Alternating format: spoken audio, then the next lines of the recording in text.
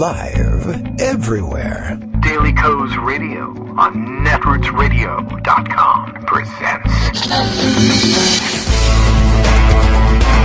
David Walton.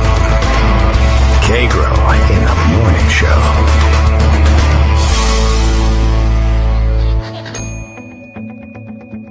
Now, here's David Waldman.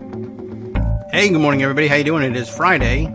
Are you glad about it being Friday? Friday, September 4th, 2020. Time for yet another show. Heading into the Labor Day weekend. Nearly forgot about that, except, it's really what we talked about yesterday. I assume we'll be on the air for Labor Day because what's the difference? We never leave the house anyway. Maybe something like that. Okay. Plus, I'm sure it'll be a busy weekend. And we'll have plenty to catch up on, and we'll need Greg's help in doing it. We don't want to pass up the opportunity to get that help. All right. Is there anything happening today? I don't know. Maybe you've heard some news. Maybe there's something people are talking about on Twitter or something like that. We'll see if we can figure something out. I think there's something people have been chatting about that we could latch onto for the morning. Bill in Portland, Maine has news for us here via tweet. He tells us the Daily Coast Radio is live now. That could be the news. Our usual Friday guest, Ian Reifowitz, will be back with us in a few minutes, and joining me, Kagro X, David Waldman, to audit the government contracts signed by the rivet makers involved in the bridges constructed during the infrastructure week, and if there's time, of course, why Trump is a traitor. Part, oh my goodness, you didn't put any commas in this number, so I can't tell. Is it 3,256,000? Oh no, 32 million.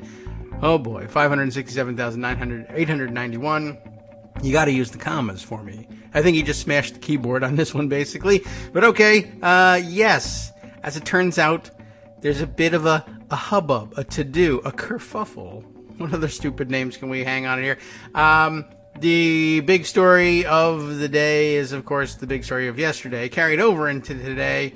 It's from The Atlantic, and I think everybody's read it by now, and there are follow-up pieces discussing the fact that still anonymous sources are being confirmed one by one. The big story by Jeffrey Goldberg in The Atlantic. The headline, I guess, kind of says it all. Trump, it's not about Trump's colon. Don't have to think about that early in the morning. But this is in other words, what's being attributed to Trump. Americans who died in war are, quote, losers and, quote, suckers. The president has repeatedly disparaged the intelligence of service members and asked that wounded veterans be kept out of military parades. Multiple sources tell The Atlantic.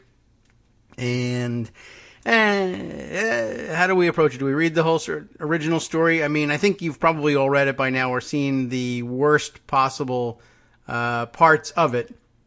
The entry premise here is Trump's visit in 2018 to France, and I don't know, I can't even remember exactly why he was there, but during which he honestly, I no longer remember exactly what the occasion of the visit was, but he declines to visit the American cemetery filled with, I believe this one, with World War I veterans. I guess it must have been, the must have been the centennial of the end of World War I being in 2018. Although, again, I'm not entirely certain that that's the case, but that makes the most sense. Anyway, this was the one during which visit he declined to go to the cemetery and blamed it on weather, saying that he couldn't fly there in the helicopter because of the bad weather. Now, of course, these are military helicopters that he takes, and they fly in regular weather and bad weather both.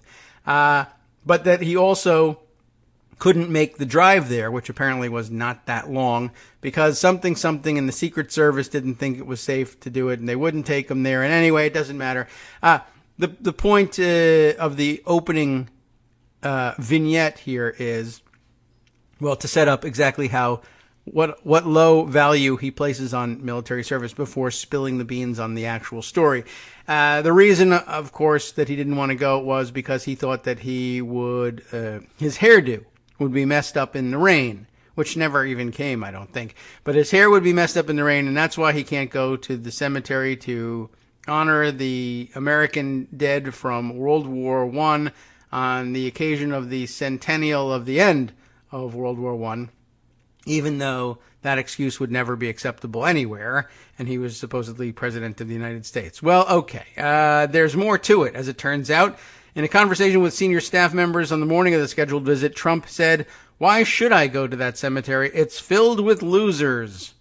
In a separate conversation on the same trip, Trump referred to the more than 1,800 Marines who lost their lives at Belleau Wood as suckers for getting killed. And okay, so the whole premise of this story is that he is repeatedly not only disparaging the service and sacrifice of our American troops, and everybody knows you're not allowed to do that, but that he has a very specific mental block about which renders him incapable of even understanding why someone might choose to serve in the military. What it boils down to, and again, if you read the article, you would have gleaned this for yourself. And even if you didn't read the article, you probably have gleaned it over the years from yourself, watching him disparage veterans all over the place, including John McCain and his service most famously. And remember, that was supposed to end his candidacy, and it didn't. And everywhere. Anybody, basically, he pretends to love the military, which is just, another form of his weird flag-humping performative patriotism. But if anybody has anything critical to say about him, or hints that he might have done something wrong or improper, or just that they don't like him very much, he can't wait to trash them. So, it's skin deep, as everything is for him. But I thought in particular the interesting thing that we took away from this was that he couldn't fathom why anybody would do anything that didn't pay them back, handsomely enough. At one point, one of the stories is, I guess he gets a briefing from the chairman of the Joint Chiefs and is impressed by it. And upon his departure, he says to someone, "That guy's really smart. Why did he join the military?" And in other words, he obviously, he thinks the only proper path in life for people who are smart and capable is the pursuit of wealth. Why, if you were truly smart, would you do anything else? The military, in his mind, is the path of the people who cannot do anything else, the dumb people who cannot be successful in life, and so they enter this path where all their tasks are prescribed for them, and if they do them enough, they get little prizes along the way, and the government takes care of them for the rest of their lives. That's his view of military service. And he can't understand why somebody who appears to be smart enough to have made it in business would opt to do anything else. Not to mention the fact that he doesn't, the idea of sacrificing the self for the greater good, what's so great about this greater good if I don't get a piece of it? So there you have it. Anyway, that's the bottom line of it. And it doesn't matter what war you served in. It's not his opposition to our overseas forever wars. It's World War I, it's World War II. And his basic view of things is, I guess it appears there might be just a little nuance to it. If you served in war and survived, he's there to celebrate you on Veterans Day, because he has to, because he's president. He's supposed to do all sorts of things if he's president. He doesn't do them. But that he's willing to do. But if you served and were killed, that means you actually, even in the little world of military service, okay, so you're not doing anything worthwhile like being in business. So fine. You're dumb and you decided to go into the military. Or maybe you were even drafted into the military. You got one job, survive. I don't know if he even knows that it's their job to, actually stop the enemy, and that might require being killed or wounded along the way. But he views it as the job being to survive. Those who were killed or wounded performed in their tasks poorly and deserved denigration. There's also the part in here mentioned in the subheader about his saying, I don't want wounded veterans in any military parades because nobody wants to see that. It's disgusting. They're missing legs, whatever. But if they were good soldiers, they wouldn't have got their legs shot off. That's his actual approach to these things. And, it's unbecoming a president. That's what people say about such things. The stories are being confirmed. The sources are being confirmed. I am sure we'll discuss it. It is time, though, now to bring Ian Reifowitz into the picture. I'm sure he'll have a few things to say about that. Word of warning, though, before we call him. Like the rest of us, he's dealing with, he has to juggle and keep multiple balls in the air during the pandemic. And he's apparently possibly expecting a call from the high school principal to straighten out some of the reopening topics. Or with some, I don't know, there's a question pending. He's got a call in. She may call right in the middle of the show. So I kind of want to put it out there that it is possible that he may have to excuse himself to take that call. It's very important. I think we can all understand that. So I thought I'd set that premise. And if at any point, I don't know whether you'll hear phones ringing or anything, but if at any point he says, hey, I got to go, we'll understand why and we'll excuse him for the day. And if he comes back, I guess that'd be fine too. All right, let's see. She may already be on the phone. That's possible. All right. Hello, this is the principal, Ian. Hello. Oh, no. Don't send me to the principal's office. Yes, that's right. Come down here right away. You're in big trouble. I have no idea what the person sounds like. Obviously, I'm just doing the Monty Python version of the principal calling you. I did not fool you at all. Good morning. How are you, Ian? I'm doing fine. And you could have gone with wah, wah, wah, wah, wah, wah, wah. That's another, culturally recognizable teacher voice, although all adults. But okay, I didn't really know what we were going to do with that one. So, is the high school principal I asked you earlier a loser or a sucker of any kind? No. Okay. Actually, she's terrific. Excellent. All right, so we'll anticipate her call. It may not come at all, by the way, during the show. Just I don't want to get everybody excited that you're going to get a chance to talk to her. You're not. It's private. We will not be doing that call as part of our live broadcast. Right. Okay. No problem. I'm sure you've heard that the president does not like members of the military. I have heard that. Yes. I can't say I'm surprised, but the fact that he, it's been backed up and corroborated by multiple sources. This is not good.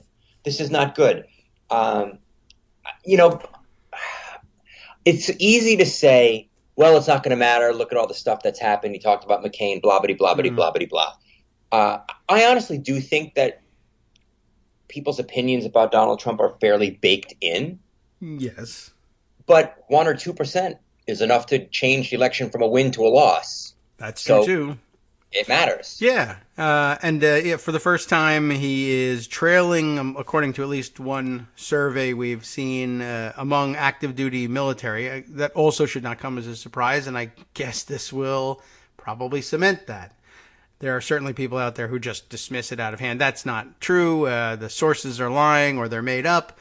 We weren't going to sway them, obviously, but as you say, every percentage point counts here, and in a contest where they're doing everything they can to shave off votes by voter suppression, etc.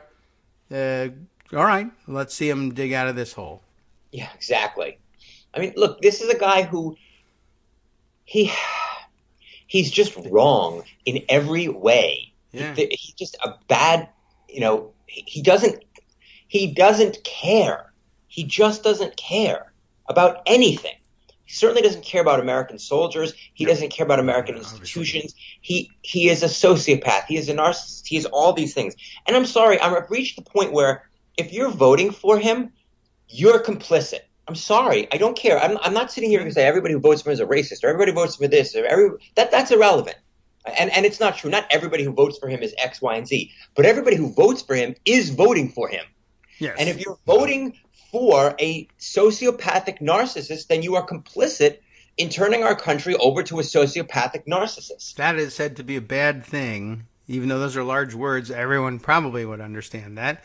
That's it. I mean, people have made that trade-off. And if you did, that's terrible. We think less of you. That is true. Yeah, I mean, look, we have to save this country. Our country is in the balance. Okay. Yes, we've had elections before. Okay. If Mitt Romney won, it would have been a bad thing for the country compared to Barack Obama winning. Wealthy people would have gotten more power than they got, thanks to the policies that Barack Obama had, which did something to check them. But our democracy and the existence of our country was not at stake. Same thing with John McCain. Maybe he would have gotten us into some war. I don't know. You can't go down the path of hypotheticals. Donald Trump doesn't have to get us into a war to destroy what this country is. But I don't think we recover from another 4 years of Donald Trump. And I don't mean to be alarmist, but you know what? When the house is on fire, it's time to ring the goddamn alarm.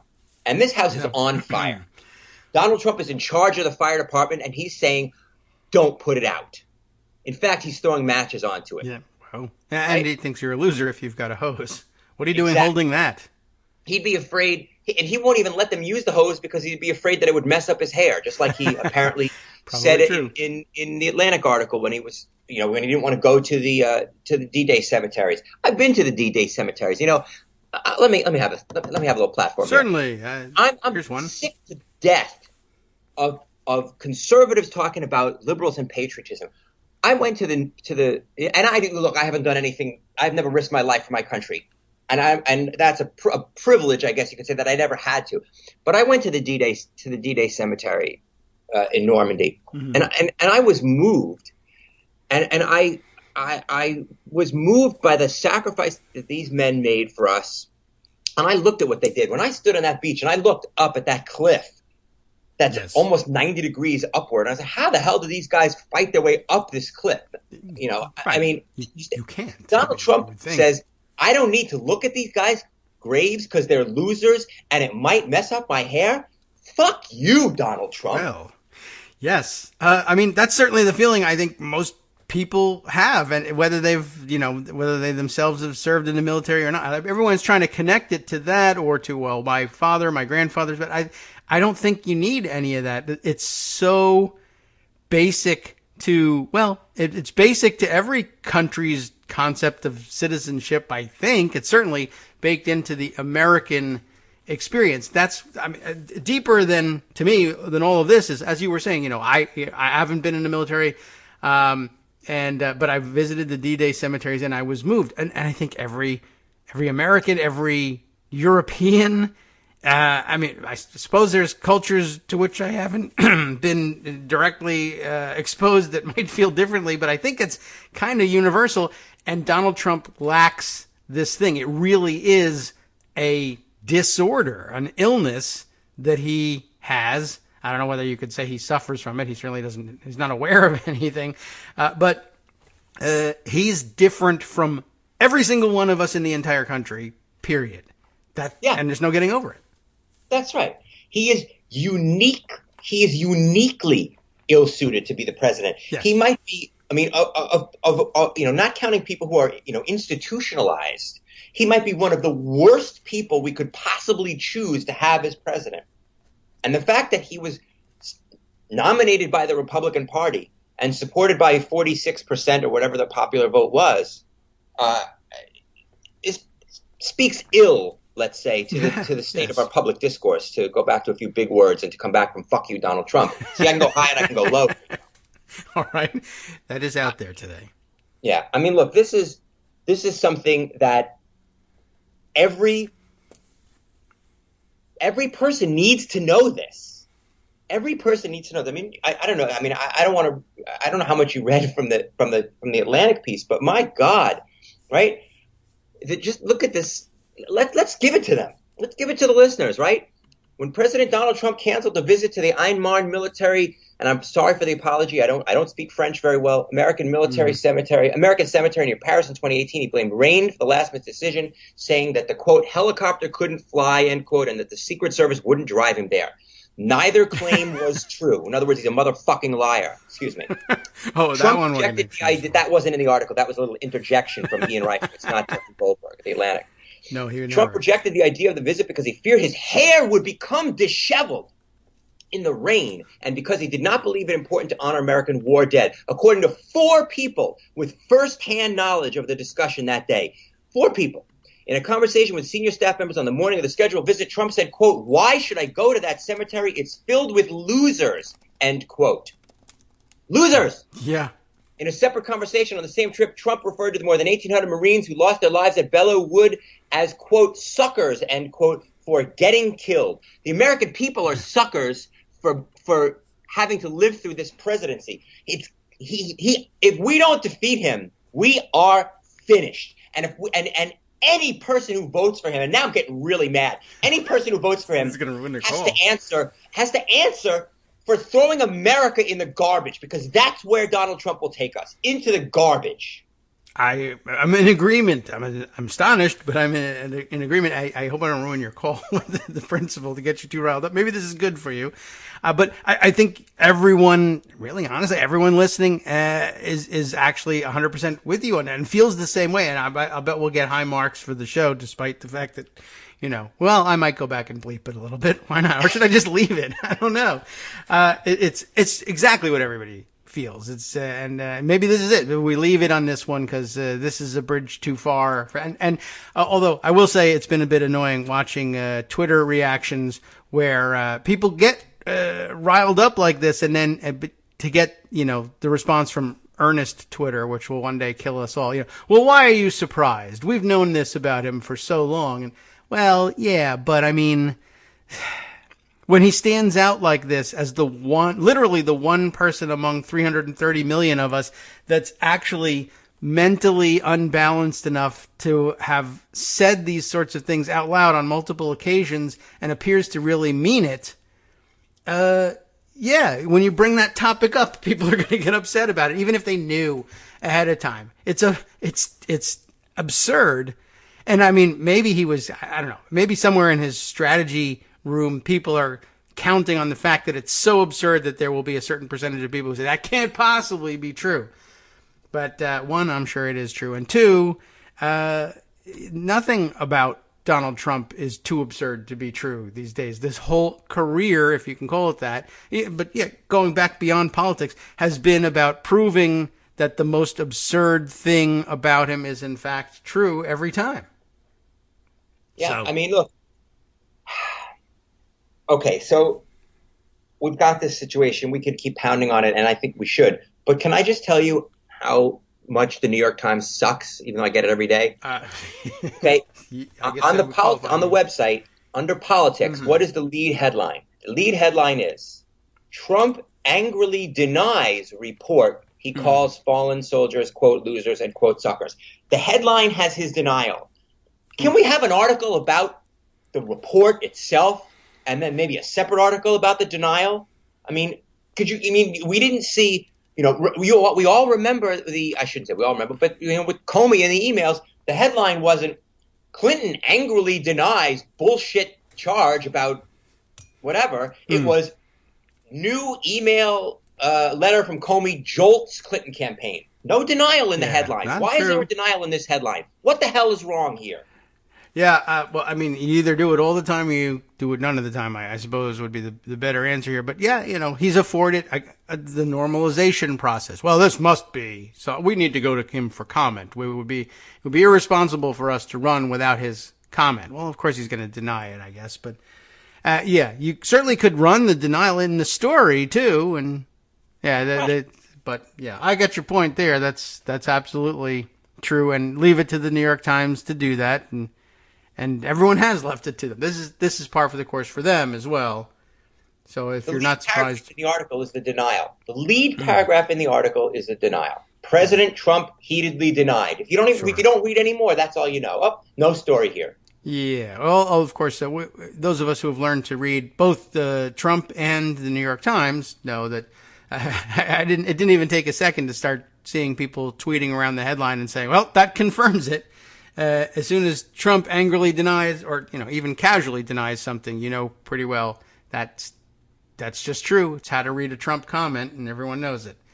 So, I suppose there's that. And there may be some backhanded way in which the writers at the New York Times think they're, helping serve that narrative, but they're just super cautious about everything. I don't know why they think they would be singled out for attack by simply running with the story when every other major newspaper in the country, television, news, print news, all running with, Trump calls veterans losers and suckers. That's the headline. It's pretty obvious that's the headline for everyone. Yeah, I don't understand it.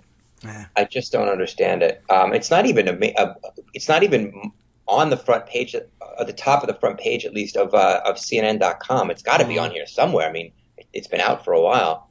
I don't know. I hadn't looked, but I mean, even on the politics page of CNN, it's not one of the top there. I mean, again, first of all, it's a small piece. It's in the middle column. It's not on the left where the bigger font is, and a headline: Trump angrily denies report that he denigrated U.S. service members. It's just amazing. Just amazing. We have right-wing media, and then we have, not media that's scared of the right wing. Scared of the right wing. Yes, thank you. Just unbelievable. Unbelievable. Yes. Well, you'll have to turn elsewhere, I guess, to get a better headline on it. But they were able to confirm the sources. I saw AP worked on it, the Washington Post worked on it, and have some print items on this. And, of course, you can find the roundup of them on the front page at Daily Kos. And Mark Sumner took care of that one for us. We are just about ready to head into our first break. Maybe I don't know. I don't think I want to advise you to cool down at all during the break. I think this is good stuff. But we do have other topics to cover. And although really, honestly, this is a big enough deal that if we threw everything overboard to keep discussing this, everyone would understand and everyone would be right there with you. So, all right, we'll take a brief break, get our feet back underneath us because we have them, because we're not suckers and losers. And, this is an incredible thing that, maybe the power of the story is that we're all on the same topic at once around the country, because it's that kind of record scratch of a line, and it's going to grab everyone's attention, even poorly expressed as it is in the New York Times. We'll be right back. Hi, it's me, David Waldman, your host for Kagro in the Morning, and I've learned that I either need to update these announcements more often or stop saying that the announcements are brand new. What's not new is that this message, too, is a call for your support in keeping the Kagro in the Morning show on the air. My thanks go out to all of you who do support the show through your donations. The stats say that Kagro in the Morning fans download our program about 2,000 times each weekday, but our donors make up only about 8% of our daily listeners. Patreon.com, Patreon.com, makes it simple to make easy, secure, recurring monthly contributions to support our show. Patreon.com/KagroX gets you straight to our donation page. If we're helping keep you sane during the Trump era, consider what that's worth. $1 a day? 50 cents? One thin dime? We do about 20 shows a month, so pick a number, do the math, and head to Patreon.com/KagroX to let us know. Thanks again, everyone, for all your support.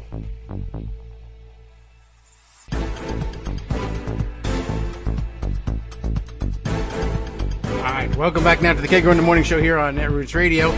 I've been discussing things, as you might imagine. This continued during the break, and we were just playing through, Ian was playing for me the video that's included here, embedded in Mark Sumner's front page story, just reminding everybody as Donald Trump denies all of these remarks. There's plenty on camera about how Donald Trump felt in particular about John McCain and John McCain's service, so you can only imagine what was actually said in private. I mean, as crazy as Trump is, for the most part, he recognizes that when there's a camera in his face and he's aware that he's on camera, that there are things that even he won't say, although I don't know what those things are sometimes, because there's plenty that he thinks is camera appropriate. I mean, he thinks he's justifying himself in telling this particular story, and it's just digging the hole deeper. Again, he's disconnected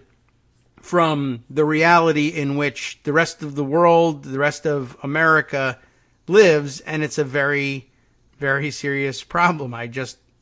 Somebody was tweeted this morning, I thought a good encapsulation of it. It's John Nichols, who writes very often for The Nation, just describing, his own upbringing in a little Twitter bite-sized capsule here. I grew up in a village in Wisconsin, he says. Each year on Memorial Day, we marched out of town to the cemetery where we stood by the graves and recounted the stories of each soldier who had served since the revolution. This is the America Donald Trump has never known or understood. And, the news flash here is that's 100% of America. Except minus Donald Trump, who doesn't have the gene for understanding what does the military do and why is it important. Well, that's a perfect encapsulation of it. You're exactly right. I'm still having trouble processing this. Yeah. I mean, not process. You know what I mean? This is enraging. It's enraging. And I don't want to get too angry again. I'm sorry. Well, I think everyone enjoyed it. I hope you felt like you got something off your chest there. Certainly, everybody agrees. And it would be, really honestly, ludicrous to treat the subject without getting that way. I don't know how anybody could do it otherwise. Maybe the word choice on network television is different, but that the feeling is the same. I just don't understand how anybody says that we should, support the troops and support the military. How could you support somebody who talks this way about people who gave the last full measure of devotion, to quote Abraham Lincoln, for our country? Donald Trump likes to talk about Abraham Lincoln. Donald Trump wouldn't know Abraham Lincoln if he slapped him in the face. And he would if he ever got the chance. I would imagine so. Easy to guess that would be the case. I don't know. I mean, we said earlier in the show, his is and always has been, even without this information, a performative patriotism. I mean, you can't come to any other conclusion. People who consider themselves big flag lovers and flag respecters, which right away is kind of that's sort of a one-off from the actual concept of patriotism and service as most of us understand it, sort of fetishizing the flag. But I understand that in conjunction with a larger, outsized sense of patriotism. But I've never seen anybody who's, a flag zealot, the sort of person, for instance, who would say, who would get angry at Colin Kaepernick and not bother to even wonder about what is the issue here, but immediately rejects this form of protest because flag. I've never really understood why they think it's, acceptable that Donald Trump actually as Hunter puts it, will dry hump a flag on stage. Well, hug it and kiss it, and you can almost think he's licking it somewhere behind the scenes. That's actually disrespectful in many ways, but it's just disgusting and off-putting, and nobody wants to see you wiping your makeup off on a flag, certainly. But that's sort of his idea of, I understand this. I don't have this gene that allows me to value the service of others in the military, but I understand that there are certain things you're supposed to do, and you're supposed to get real excited about the flag. And of course, the way he gets real excited about things is he grabs them and gropes them. And he doesn't, one thing is highly inappropriate to do to humans, but people say, I understand that there are perverts in the world who do this. Whereas it's doing that to a flag is I have no context for that. I've never seen anybody that perverted before. Anybody who watched that attempted sexual assault of a flag and couldn't see the insincerity on Donald Trump's face. I mean, it looked true. Like a Saturday Night Live skit where Alec Baldwin would be hugging the flag, in an obviously insincere attempt to make people think he can't. I mean, it was so insincere. And there, I guess, you got these people who say, I don't care that he's insincere. I don't care that he's a jerk. I don't care. But there's got to be a line when you talk about people who gave their life in battle for this country, fighting for that flag, and far more importantly, what that flag stands for, and you call them losers, and you think they're losers, and you choose not to go honor them because you don't want to mess your hair up. I mean, that's really something. Up, right? Wake up. Look, I don't want to get personal here. I have a Purple Heart that my great uncle earned in World War II. Okay? Yes. It means something to me. And when he passed away, he didn't have any children. He left it to me and I cherish it. It means something. And I thought of him when I went to D-Day, and he did live through the war. Purple Heart is obviously, I shouldn't say obviously, it's what people get when they're wounded in combat or during wartime. Anyway, to think that people out there who would slap a bumper sticker on their car, support our troops because they want to own the libs, but don't turn against a man who would speak this way about the actual troops and the troops who've done the most, right? But in his mind, they haven't done the most because they're the losers who got killed, right? I mean, yes. For Donald Trump, there is no such thing as sacrifice. There's only winning and losing, right? Winning, good. Losing, bad. You got killed, you lost. Sacrifice, irrelevant. I mean, this is the 5-year-old. I don't want to insult 5-year-olds. It's the sickness. It's the sickness of him. So yeah, to condemn Colin Kaepernick for kneeling for the flag, which is, as we all know, advice he got, advice he got from a veteran. I don't remember exactly, maybe it was a veteran who said, look, kneeling for the flag is a respectful way of showing your thoughts. He didn't turn his back on the flag, for example. He didn't pick his nose while we were singing the national anthem. I mean, he kneeled in a respectful way. That's much more respectful, as you said, than hugging the flag in a sickening, carnival barking, worst kind of politician way. I'm at a loss, frankly. Yeah, well, it really was kind of astonishing to see. And you're right, actually, I had forgotten about the goofy face that he's wearing when he does it. You can see that he, I guess, somewhere in his mind is possibly the notion that I think I am now realizing that this is ridiculous, but I'm going to continue with it anyway. Because to me, it's funny that I'm going to get away with this, I suppose, is kind of how I interpret that face that he made at the time. But yeah, I don't know. It is true that it was like self-parody, and he just went on ahead with it. And he too, I mean, his whole career has been kind of, when he turned toward politics anyway, even if he hadn't entered yet, flag fetishism, which was sort of understandable. Like, he knew that was an automatic ticket to some people's interest and enthusiasm for him if he appeared to be doing the same thing, fetishizing the flag. I know he had the big fight with Palm Beach about when he put up a flagpole at Mar-a-Lago. And apparently there's a regulation, these homeowners association types, about the size of the flag that you can put on the property. And he wanted to put one that was much bigger than permitted. And he had a big fight with all the neighbors and with the Palm Beach, board or whatever that makes these decisions. But again, performative. And he knows that doing some of these things flips a switch in a certain segment of the voting population that they'll automatically back him. And what's absurd about this story is this is the switch that's supposed to flip them off again. And there's going to be a huge percentage of them that just say either it can't be true or it's a lie, or it's even if it is true, it's good because something. And then of course there's the people who believe, well, he's so wealthy, God must be rewarding him for something. And so maybe this isn't a bad idea, or he's the only one allowed to do this, and the rest of you better never do what he does, but he's special. I don't know, any number of excuses that they can come up with, I guess. But yeah, I mean, this is like supernaturally disgusting. It'd be like,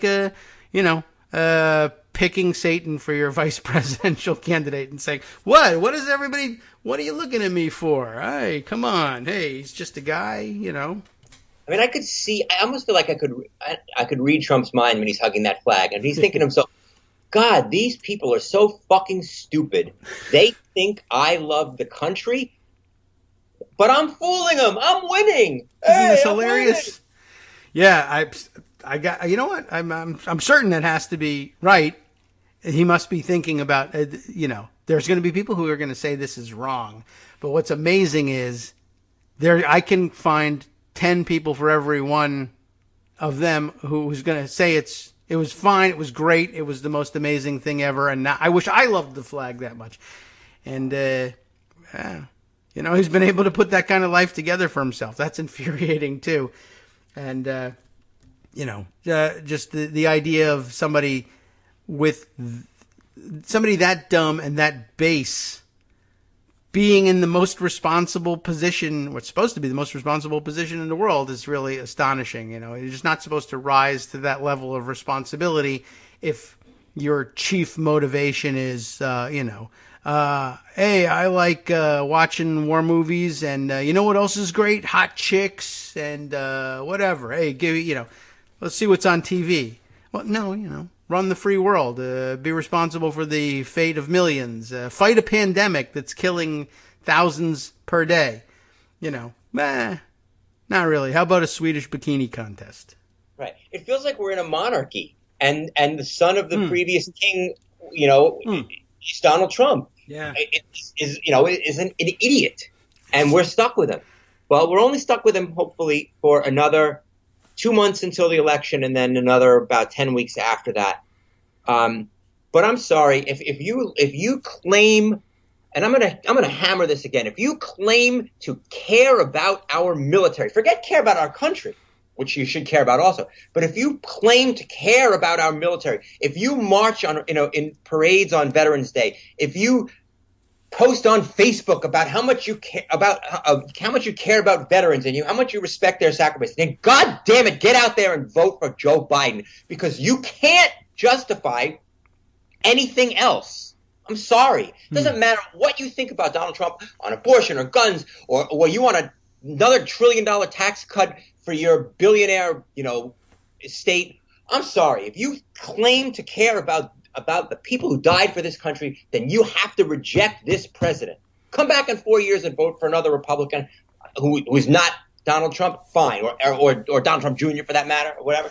But I'm sorry, like the military. You gotta vote your values. And if you vote for Donald Trump, then you're saying that your values are spitting on the graves of dead veterans. Yeah, I guess so. What's their organization? Values Voters. They love to refer to themselves as conservative values voters. I vote for America's values. And we have a pretty good idea of what that standard set of values is supposed to be, and this is the opposite, so you will vote for it. Okay, that is odd. I guess, as I sometimes like to say, the only good thing about building a giant wall is that there's plenty of room to line all these people up afterwards. These guys got to go. Now, I don't know if there's a good way to transition to it, or even if you want to transition to it. You have two recent pieces out there that we had originally thought we were going to discuss before we found out that Donald Trump had spent 4 years privately cursing military service from others and telling anyone who would listen, I guess, he certainly wasn't very careful with these comments, that people who serve their country, and mind you, he's supposedly serving his country right now, are idiots. I wonder if there's some small part of this that I always figured when he entered into politics, particularly knowing he was going to enter into Republican politics, he might have had a small twinge of regret at either not serving himself or having some members of his family serving. At the time, of course, he was just like, well, I'm not going to do that. I might get hurt or killed. Apparently, the Atlantic article detailed that he's got some particular phobias about, it's not an irrational fear when you're talking about the fear of being killed, I guess, but that he had this particular fear of either being killed or being disfigured in some way under any circumstances, and the military, I guess, increases those odds. But I wonder whether he became a politician and realized that the most successful Republican politicians are able to call upon this ideal, even if they didn't serve themselves, and whether he had gone this extra step of denigrating the service of military veterans as losers and suckers to try and compensate for this feeling of inadequacy. Well, I'm not inadequate in comparison to these people because they're losers and suckers. If they were smart, they would have been in business. And if they were smart and patriotic, they'd be like me, being in business and saying things like, well, I love the military, even if I actually think they're idiots. But I don't know whether he's that complex or not. Then I understand part of the story was Donald Trump Jr. at some point is considering joining the military. And as it turns out, he's quite a gun enthusiast. So it's possible that that those things may have gone hand in hand.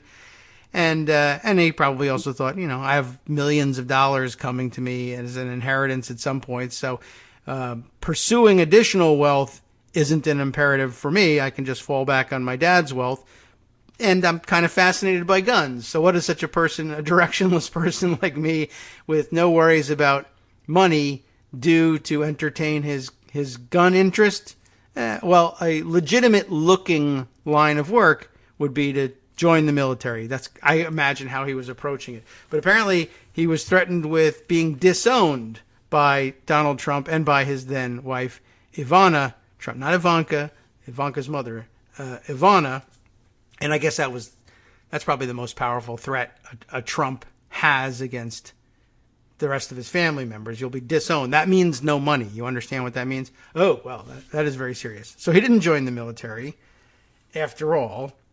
But, I wonder whether he makes up for it in some way mentally by just saying, well, it's not a shortcoming in me that I didn't serve. It's a shortcoming in you that you did. That's right. You're a sucker for not doing anything other than pursuing your own wealth. You're a sucker for serving something larger than yourself. The entire Trump campaign and presidency is a con. It is a con. It is playing you people for the fools, because that's what Donald Trump does. It is, and it's what Republicans writ large have generally done for certainly going back to Nixon and Reagan and the Southern strategy. But Trump says to himself, why would you join the military? What's wrong with you? Why wouldn't, if you don't have what I had, which is a daddy who was rich enough and immoral enough to buy my way out of it with a false doctor's note, then you're the loser. And me, for having a daddy who was rich enough and immoral enough, or he wouldn't even use those words, who's rich enough and smart enough and clever enough and whatever to get me out of it, that's what makes me a winner. Yeah. I mean, and anybody who doesn't think that that's how Donald Trump thinks is blind and is willfully blind, because every single person in America, if you put them under a lie detector test, every single person in America knows that that's how Donald Trump thinks. And yet some percentage of them are going to vote for him anyway. Yes. And another percentage are going to say, well, there's no difference between him and Biden. Yes, that's true too. In fact, the good observation here that comes via Twitter, Karen saying she's from a military family and understands, of course, the rage that we're feeling about this. But this is a great comment, I think. It's interesting how similar, she says, this is to the Clinton email thing in this way. It evoked the general lack of trust toward her. Trump's military ill will evokes the accepted concept of his selfishness. This will stick to him like COVID has. I guess there's probably just no escaping from it. That's, I think, a great point. It's so easy to believe, even if all sources remain anonymous. This is a very good analogy to at least the way Republicans and I guess some other non-Republican Clinton opponents were just primed for believing that. Everybody, I think, in the country, even Republicans, primed to believe this about Donald Trump. Yeah. Well, and how could you not be? He's said it a million times. That's right. It builds on something we already have in the public record. It just expands on it exponentially. Well, yes. Look, you mentioned the things that I've written. Yes. I do want to maybe emphasize the most recent one, because it is, as important as this story about him and the veterans is. Here's one that has real practical consequences. And the last article I published yesterday is called "Trump is Making America Less Safe Right Now by Ignoring Right-Wing White Supremacist Terrorism." Yes. And I think it's very important because he's out there talking, and I don't even like repeating what he says about Biden because it just gets those things into the ether. He's out there talking crap about Biden, right? And safety. Well, when you've got people who work for at high levels in the Department of Homeland Security, people like Elizabeth Newman, people like Miles Taylor. Miles Taylor was chief of staff to Director of Homeland Security, I believe, and yes. Elizabeth Newman.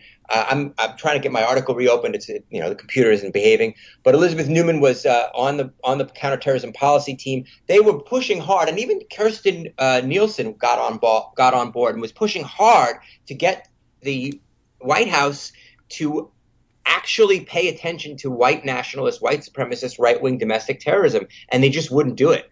Yeah. They just do it. And when you have that kind of policy based on politics, right? Because he doesn't want to offend his white nationalist base, either, to some degree at least.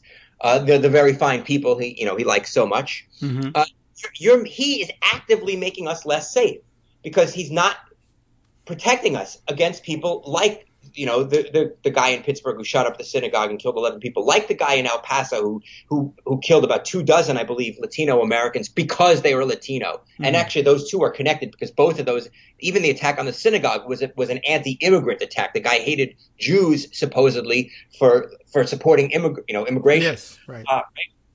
Dylan Roof. Granted, it's a little earlier in time, but the white nationalist, right racist terrorism is out there, and the Center for International Studies had this recent report on how the majority of attacks in this country are perpetrated by right wing terrorists. And if you want to make us safe, Trump, shut up and do something about the things that are really making us less safe. Look at the guy in Kenosha. That's a right wing mm-hmm. terrorist. The guy who was killed in Portland was a right wing guy who was apparently, again, according to the reports I saw this morning, was apparently threatening with violence some other people. And then the guy who killed him, was his own sort of, again, all vigilantism is wrong. I don't want to get too deep into the weeds here, but it's so clear that Trump is encouraging vitriol, encouraging hate, and then B, ignoring violence by not taking the bull by the horns and saying, okay, yeah, we're gonna focus on this mm-hmm. as a specific problem for law enforcement. Instead, according to Newman and Taylor and the people that were interviewed by Politico for this in-depth piece, and there was some comments in the New York Times as well, he's only focused on the border. That's all he cares about is people coming across the border. Not that, again, undocumented immigrants. There are issues there. I don't want to say it's 100%. There's no problem. We can have as many people we don't. When Democrats are not for open borders, fine. But to say that literally that should be the only thing that the Department of Homeland should be focused on, yeah. And he's screaming about the border every day and refuses to take any action on actual people born in this country who want to kill people in this country because they're not white Christians, is a dereliction of duty, and that is making us less safe. Joe Biden will make us more safe, first and foremost, because he's actually going to pay attention to the people who are posing a direct threat to the safety of the American people, not just the ones who are posing a threat who Trump doesn't like, but all the people who are posing a threat to the American people, even people who pose a threat to people like Latino Americans, people who like Jewish Americans, people who may not support Donald Trump. Oh, no. Biden will actually care about them and will try to keep them safe as well. Donald Trump only cares about keeping the people safe who will vote for him because he only cares about him. Yeah. Period. Well, very literally true. And you always suspected it of a lot of Republicans, but he's very willing to say out loud that is the case. I mean, he's trying to come up with ways of implementing that in policy that, law and not to mention our norms and traditions would ordinarily prohibit. And he's actually got people working on how can I get around that? He just the other day did another one of his little performances, signing what purported to be some kind of executive order. Whether it holds up as an executive order remains to be seen, but the answer is no, it won't. Looking to defund entire blue voting states, despite the fact that they're also populated by large numbers of Republicans, and using any mechanism that he can to punish people politically for going the other way on any number of subjects. whether it be immigration or anything else. And it's incredible that he gets away with thinking that he can run the country as president for Republicans, and that there's now no leadership, no government, no nothing for anybody who didn't vote for the guy who's in now. It's just an alien concept in American politics. Even if you thought that the president didn't care about you, the passing up the opportunity to do something about right-wing terrorism too, to have his own Nixon goes to China moment, to call a sister soldier moment, to call to account people who are may in fact be his best, biggest supporters, and say, I have the chance to create peace and prosperity for all, and then all will love me. To reject that in favor of spiteful pro-violence position is unfathomable. Just because he cares only about his own political interests doesn't mean he actually knows how to, most effectively serve his own political interests. Clearly you're exactly right. I mean, Jamel Bouie had a column, I think, yesterday in the Times about how this is Trump's opportunity for a sister soldier moment, and he's passing it up. One good thing, though, taking polls for what they're worth, is it doesn't seem to be working. I mentioned in the Post, there's Quinnipiac is one of the top pollsters. And this week they came in, they asked people the question, do you feel more or less safe having Trump as president? 50% said less safe, 35% said more safe, minus 15 for Trump. And then about Biden, less safe 40%, more safe 42%. So Trump was minus 15 on the do you feel more safe? Biden is plus 2. Yeah. Reversing a long-standing advantage for Republicans, which by itself is an amazing thing. All right. Well, we have now run into the top of the hour break. You're certainly welcome to. You know what? You can take the full 2 hours. Things are going great, radio-wise, I would say. But I know you must have some other things to do. But if you want to wrap up on the other side, you're welcome to do so. Or if you can't take it anymore, say so now. I'll be back on the break. Okay. We'll do that. Yeah. Well, we'll continue to tap into this energy at least for another minute or two. Wrap up about those things after this.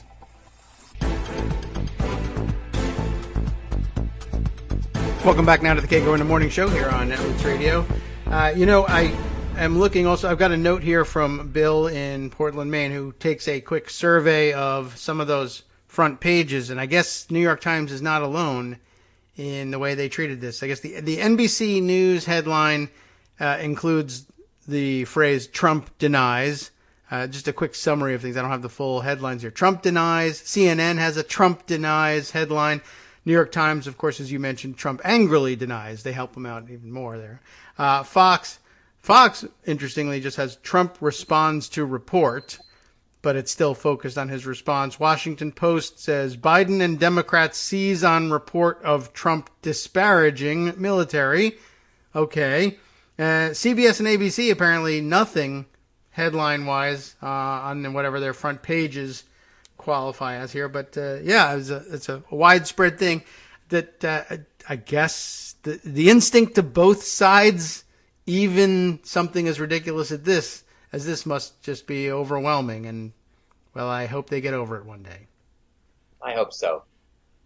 Don't hold your breath. Yes. We might have to just to get through. It's been an amazing morning, to say the least. Did you want to continue at all with the? I think we've kind of hit the highlights of the piece that you have about Trump making America less safe by ignoring right-wing supremacist terrorism, but right-wing white supremacist terrorism. But it is an interesting article. We touched on it last week, and I was glad to get back to it because we didn't get all the way through it, and there were a lot of important points to bring up. And not the least of which is he really did have an opportunity here to do something to even if inadvertently bring the country together and demonstrate some sort of understanding of his responsibility for providing safety for all in America by rejecting what are ordinarily universally rejected and hated right-wing white supremacists. It would have been the easiest thing in the world to say you reject them and then give them a wink in private,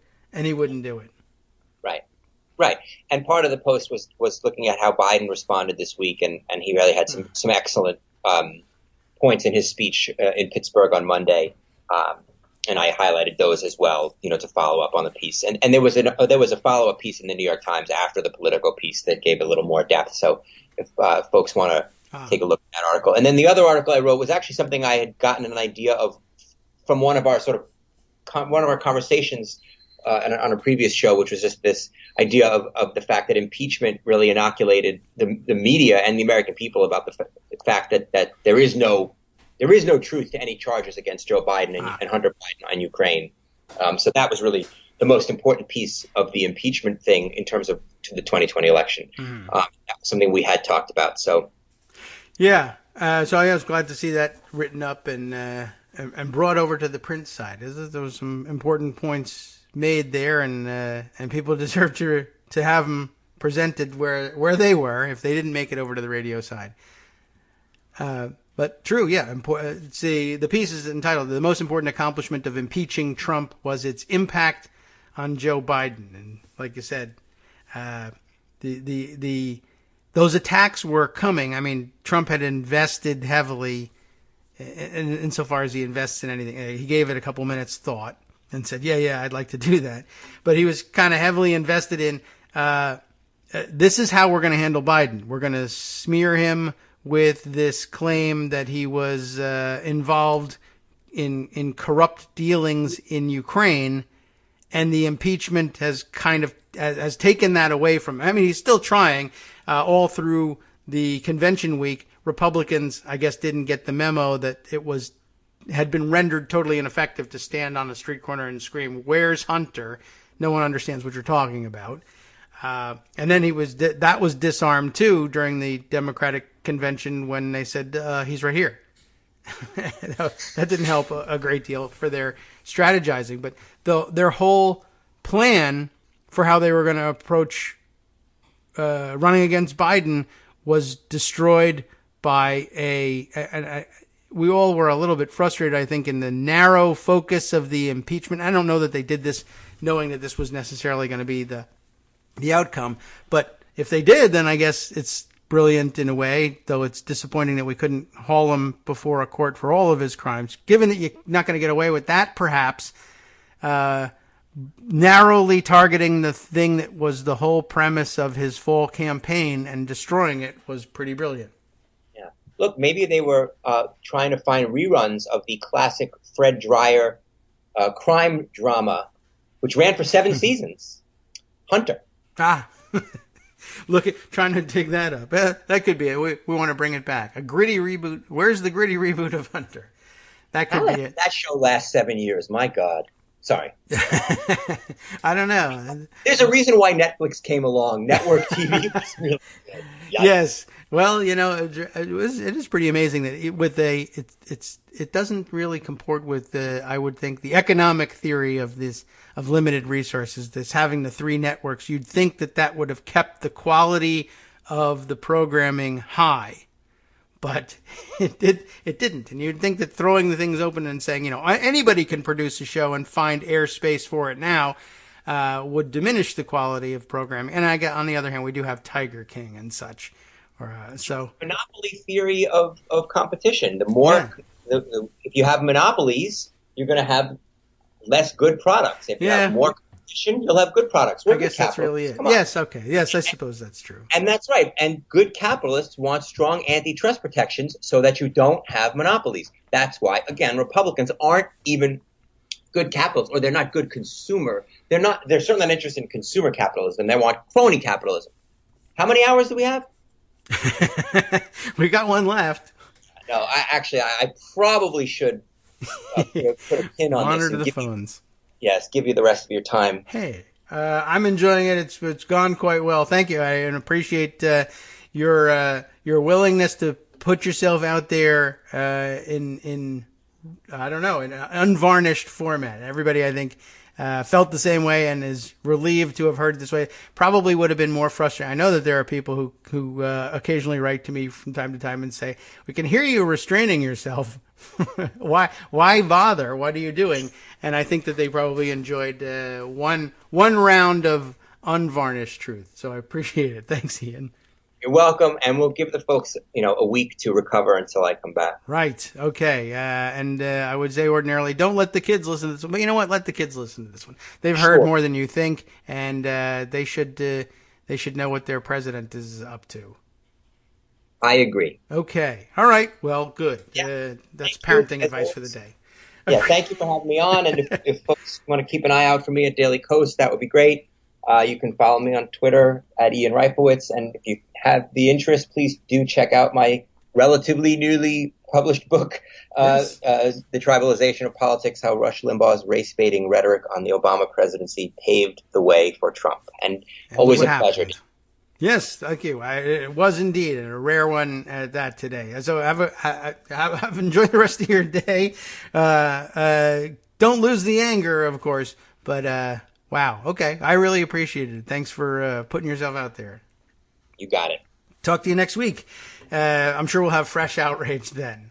All right, let's turn our attention then to some of the other stories, anyway, that we have looming before us. There are, in fact, a few others. Although, I'm still tempted to stick with this one. I'll recommend to you again a survey of the journalism on the subject, including. Well, maybe we'll turn to Mark Sumner here. The piece I mentioned. More sources confirm that Trump called fallen veterans losers as story expands. A slight shift maybe to segue out of this story, just covering the reactions to the initial round of stories sparked by The Atlantic. Mark puts it this way. During the 2016 campaign, Donald Trump, as you all know, disparaged Senator John McCain's military service. He's not a war hero, said Trump. He was a war hero because he was captured. I like people who weren't captured. You heard that one. Trump's pettiness toward the former Republican presidential nominee didn't end there. And on McCain's death, he blocked the release of a memorial statement from the White House and pointedly ignored ceremonies honoring McCain. The Atlantic makes a big deal about that, as it should, that he refused to attend the funeral. Then he, of course, wasn't invited to the funeral, but he blew up at the fact that flags were at half staff, and we shouldn't be doing that. But also detailed in there, it wasn't just McCain. Trump also called former President George H.W. Bush a loser for being shot down by the Japanese during World War II. These are just a few of the many moments reminding everyone that Donald Trump is a monster without the slightest shred of respect or empathy for anyone not named Donald Trump. And to be honest, there is another person named Donald Trump, and he doesn't really have any respect or empathy for them either. So it's even more narrow than Mark initially suspected. And I think he would probably agree with that. But it turns out that the disdain Trump focused on McCain and Bush was just a subset, just a spoonful of the great ocean of contempt Trump feels for veterans in general. On Thursday, The Atlantic reported that Trump refused to visit a military cemetery because the fallen soldiers there were losers. And while planning a snazzy military parade to emulate those of Vladimir Putin and Kim Jong-un, Trump made it clear to organizers he only wanted active troops, no veterans, because he claimed that spectators didn't want to see amputees. Nobody wants to see that, said Trump. And of course, Trump has denied the story, and of course, he's lying. Trump's disparaging of McCain was unending, even after the veteran senator died in 2018. As plans began to be made for honoring McCain, Trump declared, "We're not going to support that loser's funeral." Even just lowering the White House flag to half-staff, a common practice when any member of Congress dies, infuriated Trump. What the F, and I'm going to censor myself because I'm going to see it coming. What the F are we doing that for? Guy was a effing loser. The story from The Atlantic focuses on the specific, particularly visible incident. We've been over that one, and we can move on down. Now, naturally, as soon as the story broke, Trump began throwing out tweets denying it ever happened. That included Trump saying that he would swear on whatever or whoever that he never called John McCain a loser, which, of course, he absolutely did. And there's video to prove it. So anyway, the Atlantic story was attributed to 4 different sources inside the White House, 3 of whom confirmed Trump's statements concerning veterans. They were contacted by other outlets, and they said, yeah, interesting. So, I mean, the writer of the Atlantic piece Jeffrey Goldberg, I don't know whether he shared the sources with others or people knew or could figure out who they were. I don't know exactly how the mechanics of it went, but others have confirmed it. Since Trump began exploding in denial tweets, the Washington Post reports that another former senior administration official confirmed that Trump frequently made disparaging comments about veterans and soldiers missing in action, referring to them at times as losers. Trump has also called everyone who served in Vietnam a loser because, unlike him, they weren't able to bribe a doctor into writing them an excuse. So, I guess. In addition to lying about his statements, Trump frequently lies about his record of supporting veterans. It was President Obama, of course, who signed the Veterans Choice Act, and while military personnel have gotten a raise over the last 3 years, those raises have been smaller than the last 3 years under Obama. More about the Choice Act in just a second. Thursday evening, Joe Biden issued a statement after the original article was released. A normal and balanced statement about these things. If the revelations in today's Atlantic article are true, then they are yet another marker of how deeply President Trump and I disagree about the role of the President of the United States.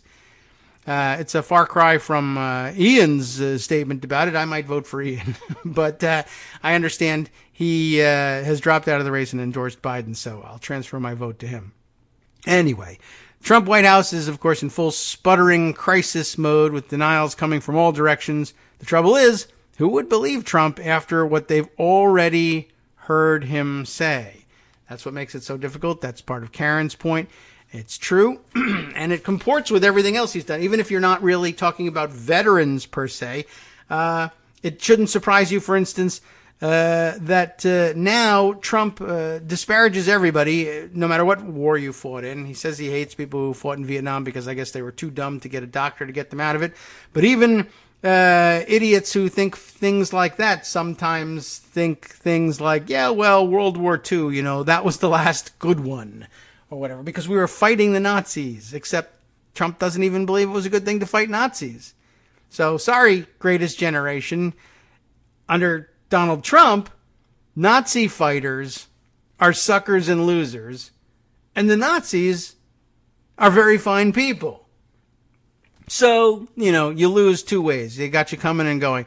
And as I had mentioned earlier in the show, this, I think, comes out of his generalized worldview about what success is and how it's defined. As we said last night, if you were right, all you stupid veterans, about what it means to serve your country, and he was the one that was wrong, then how come he's the one banging porn stars and crapping on a golden toilet? Huh? That's his generalized view of the world. That's kind of how he defines it. If I'm getting hot chicks and everything in my house is painted gold, how could I be wrong? It's self-evident. I'm the winner of all this, and you, dead guy, wounded guy, not even wounded guy, but guy who gave up his productive years when he could have been making a fortune to quote-unquote serve the country. Marching around, scrubbing garbage cans and peeling potatoes. Yeah, you're a real hero.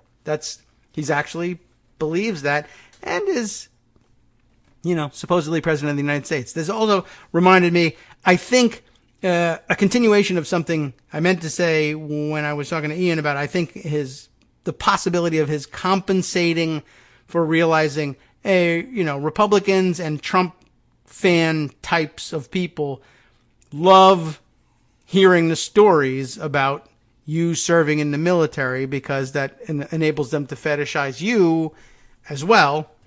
But I didn't serve, so I feel that twinge of guilt. So I will disparage those who did serve to bring them down to my level.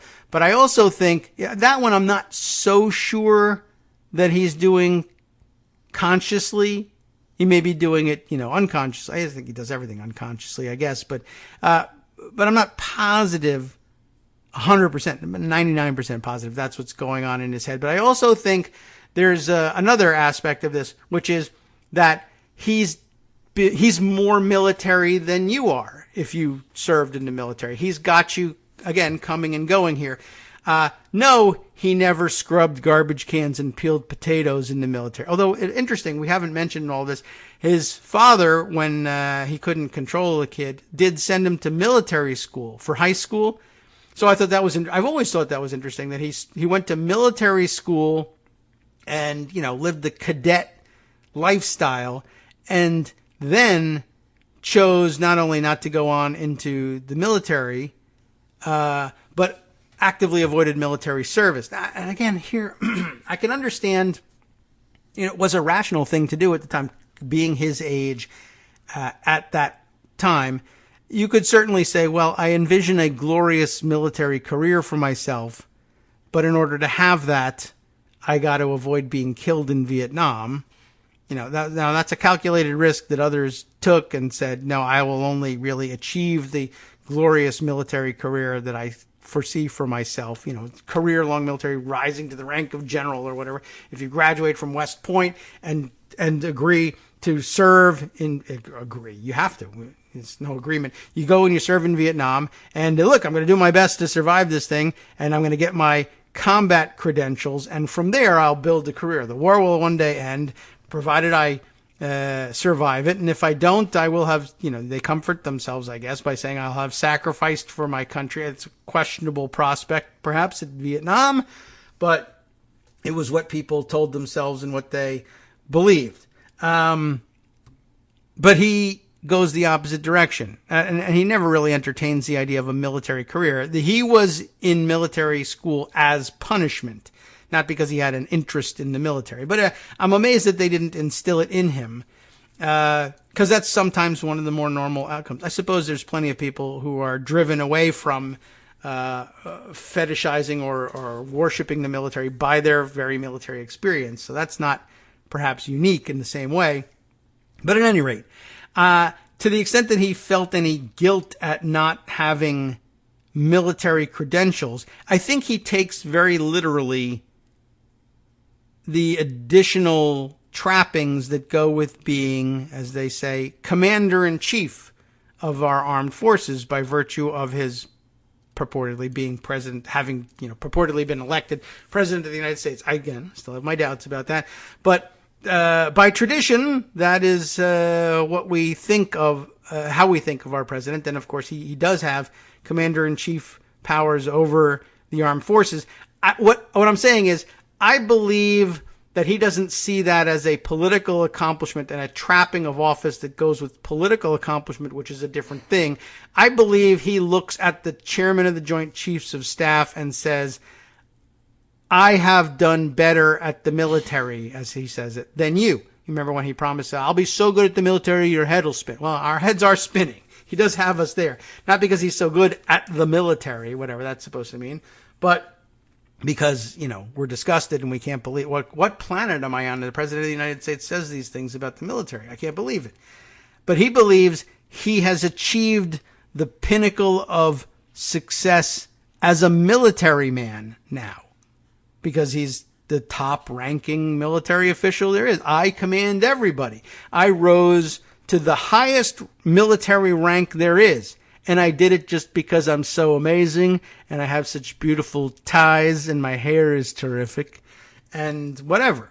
And I do believe he views things that way, and I guess that helps explain why he was so astonished, for instance, that a smart person could be chairman of the Joint Chiefs. And he probably rationalized it away afterwards by saying, well, of course, he's risen to the highest rank in the military, except me, of course. I mean, he's behind me. I, with my big, beautiful, smartly, bigly brain, very strongly rose to the top. He believes he's achieved a rank here. And I guess that's how he justifies the things, or saying that he knows better than the generals. Well, of course, I'm smarter than the generals. The generals are the smartest people in the military, but remember, they're still people in the military who joined because they were too dumb to be successful businessmen like me. And meanwhile, the idea that he thinks of himself as so intellectually superior when the highest thought in his mind at any given time is, well, I must be right because I got some Playboy chicks a couple of years ago. And that's obvious proof of my superiority. Okay, whatever.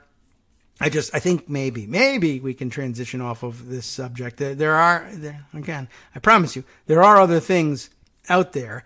Let's see, where to even begin? I don't know how to, it's hard to transition from this. Let's see. I did mention that there were these purported executive orders.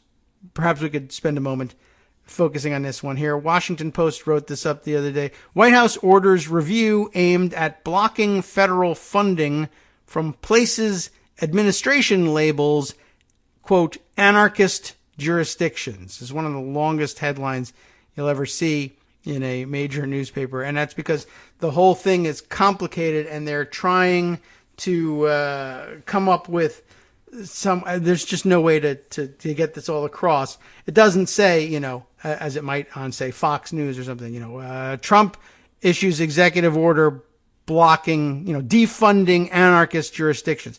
Because that's too simple. It's probably not really an executive order. It might not have any force. It might not even end in the defunding of anybody or anything at all. And all it really is at bottom is another one of the pieces of paper that he signed that says, as president, I order someone to undertake a study to see whether we can study something about doing something about something I don't like a whole lot. But, he puts on a show and I want paper to sign. Well, we're not prepared to, say what we're going to do. And then we're not even sure we can do the thing. Well, just bring me a piece of paper that says I order somebody to find out whether we can do it. And they do things like this for him. They satisfy him that way. All right. Well, you know what? We'll continue with this here and just read through this. This is a new 5-page memo, the subheader says Portland, Oregon, Seattle, Washington, D.C., and New York City should face particular scrutiny. So this is, I want a document that says I don't like these cities. And that's the best they could produce for him. And this is what they got. Jeff Stein reports this for the Washington Post. President Trump, on Wednesday, approved a memo. That's what it is. Approved a memo. I'm signing an executive order. No, you're signing a memo. That the White House said is intended to begin restricting federal funding from going to certain Democratic-led cities that the administration determines to be, quote, anarchist jurisdictions. And this must have been something trying to see if they could find somebody in the Office of Legal Counsel who would be willing to commit this to paper for him to sign. Really, I kind of wish I was a fly on the wall listening to them try to assign this to somebody. What are we going to say? I don't know, but it's got to say anarchist jurisdiction. Well, what is an anarchist jurisdiction? How does an anarchist establish jurisdiction over anything? Are you sure we're talking about anarchists here? I don't know. The president wants it. And by the way, if there's any room in this, can we put in there, I still think Stormy Daniels is hot and I'd bang her again in a minute. Can you put that in there? Sir, I'm out of ink. No, I don't know. There's no reason to put that in there. Well, anyway, so this is supposed to, as it says, it's aiming to levy an extraordinary attack on political opponents just months ahead of the 2020 election, which I guess it is an attack. It's a political attack. What it's doing in a White House document, of course, well, Hatch Act is out the window, so don't worry about that. In a 5-page memo, the president directs the White House Office of Management and Budget to give guidance to federal agencies on restricting funding to cities that, quote, defund their police departments. He's mad about the idea of defunding the police. By the way, I don't have to go any further in this article for you to spot this, right? He's defunding the cities because they defund, they're worried about defunding police, or maybe they've done something to divert some amount of funding from the police department for whatever purpose. And now Trump says, let's cut their funding even more. And what are cities going to do in reaction to this? Are they going to increase their police budget in the face of drastically cut federal dollars? No, they're going to have to cut their budgets across the board, including police budgets. What's happening? Trump is defunding police by doing this. But, that's too complicated and too nuanced. I don't understand that. The memo also directs the Justice Department within 14 days, 2 weeks, that's another way of saying 2 weeks, his favorite time period, to come up with a list of localities that qualify as, quote, anarchist jurisdictions. Again, how do you qualify as that? And so basically, again, this is another way of saying, yeah, I don't like Portland, I don't like Seattle, I don't like New York, I don't like Washington, D.C. Okay, well, 4 cities to bother you? I mean, is that really worth doing anything about? Well, then I order you to find me a list of things that I don't even know I hate yet. And you got 2 weeks to do it. That's what they're actually working on. Trump has said there's a wide-ranging Democratic plot to defund police departments, and I guess he's going to help them do it. That's the upshot of this stupid thing. We'll be right back. Hi, everybody. It's me, David. Let's change things up from the old fundraising pitch for just a minute and talk instead about how you can be a part of our show. If you've got a smartphone or any other electronic recording device, why not sit down and record a segment for us? Read us an important article and give us your take. Or read one of your own original essays, or even just give us your commentary on something you'd like to share that's important to you. Then send the file to me at kagrox@gmail.com, and I'll try and work it into the show. Short segments, a few minutes in length, are easiest to fit in. And of course, I can't always guarantee that I'll be able to play everything, but if you've ever shouted at your radio or TV about something you wish was being covered, here's your chance to change that. Make the show your own. Send your submissions to me at kagrox@gmail.com.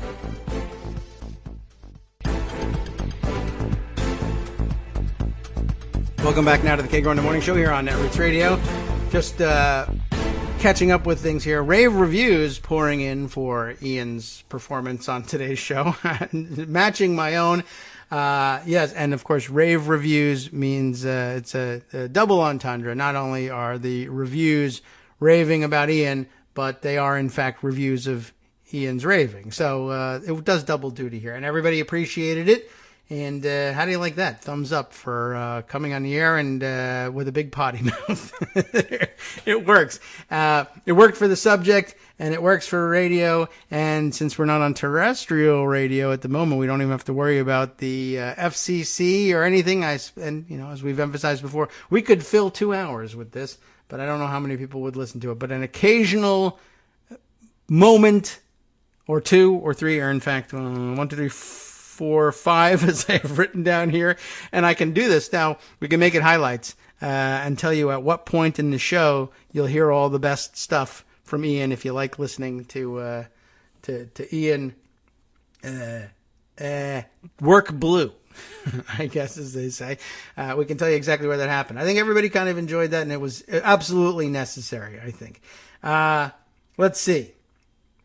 Here's another observation before we jump back to the Washington Post report about the other subject we were covering today. Karen adding here, here is Trump getting to hit 2 sweet spots: disdain for the military and for the First Amendment. Nothing is honored in Trump's world. She includes here the tweet of Stephen Rich writing here about Trump's Pentagon ordering Stars and Stripes to shut down. Stars and Stripes being, of course, the military newspaper. And as Stephen points out here, Stars and Stripes, approximately 0.002% of the Pentagon budget. There's just really no reason to be doing it. Except that probably they must now be getting the sense that we learned from the survey in the Military Times, a different publication, that Trump is hemorrhaging support among active duty troops. And it's probably being driven by coverage of what's actually happening inside the military, reflected from a military point of view in publications like Stars and Stripes. So we better shut that down. All right. Back to the newest fake executive orders. As we said, Trump has ordered the Justice Department within 2 weeks to come up with a list of cities that he can justifiably hate as anarchist jurisdictions, whatever that's supposed to mean. Trump has said there's a wide-ranging Democratic plot to defund police departments, although most prominent Democrats, including presidential nominee Joe Biden, have adamantly rejected this approach. Doesn't matter to Trump. My administration will not allow federal tax dollars to fund cities that allow themselves to deteriorate into lawless zones, the president's memo states. It is imperative, and you know that this was prepared remarks because he doesn't know the word imperative, that the federal government review the use of federal funds by jurisdictions that permit anarchy, violence, and destruction in America's cities. Meaningless, of course. The federal government provides funding for cities in a variety of ways. These include transportation projects, infrastructure, right? Housing aid, poor people, law enforcement grants, I love law enforcement, and numerous other measures. Even though the money is often approved by Congress, administration officials can attempt to cancel certain projects. The new memo asks, doesn't do, it asks about legal authority for canceling certain projects. In other words, this is a memo from, ordinarily, a memo from the chief of staff. The president is at it again. He wants us to find a way to attack the funding of these cities. And don't ever leak this, because if they find out that an American president is attacking America's largest cities, we'll lose re-election and everyone will have no faith in us. So don't leak this. And anyway, ordinarily the chief of staff would ask people to look into this thing. But Trump wants to sign a thing and hold it up and show it to people. So instead, his MO is take the memo that I would ordinarily have the chief of staff send, type it up, and let me sign it. And I'll have a ceremony and everything. And people will see photos of me signing things and assume I'm doing work. That's really all there is to what's going on here. I guess if you read the memo, you realize that. The new memo asks about legal authority for canceling certain projects. Somebody find out about this, please, and let me know. The memo comes as the president seeks to intensify his attacks on Democratic mayors of cities that have faced civil unrest amid protests against police brutality. It specifically calls for a review of federal funding that goes to Portland, New York City, Seattle, and D.C. Wow, still working on it here. Legal experts said the White House maneuver to restrict funding would almost certainly be met by an immediate challenge in court. Of course, and they'll find out that this isn't even a legal format that you used here. Sam Berger, former senior OMB official during the Obama administration, said that any city that has its funds restricted is likely to sue the Trump administration immediately. This is a campaign document coming out of the White House, Berger said. Any actual restriction on funding in court will immediately be sued and almost certainly struck down. In a statement, Portland Mayor Ted Wheeler said this is a new low, even for this president. He continues to believe that disenfranchising people living in this country to advance his petty grudges is an effective political strategy. The rest of us know it's dangerous, destructive, and divisive. White House officials say the restrictions on federal funding are aimed to encourage cities to crack down on violent protesters, if any. OMB Director Russell Vogt said in a document, in a statement, it might as well have been a document, he should have signed it. We are taking action by exploring all options to ensure federal resources flowing to lawless cities aren't being squandered. The lack of law and order surrounding these riots and response from local leadership is a dereliction of duty. So we're going to give them less money to do things with. All right. Well, there you have it. That is the news on that subject. And just once again, everything is performative with him. The memo has no legal weight. I don't think the OLC is even claiming that it does. And it's not even an order of any kind. But even the other things that he's styled as executive orders is, again, I'm ordering you to find out what the F is going on and do something about it. That's not really president. And, I guess in a way it is. There's that large part of the job, obviously, is delegation. But you wouldn't commit it to public writing. You might just say, chief of staff, get me a guy. Chief of staff won't waste his time on this either. He'll delegate it. Somebody write me a memo. I want to let the various departments know that I want them to look into what our options are.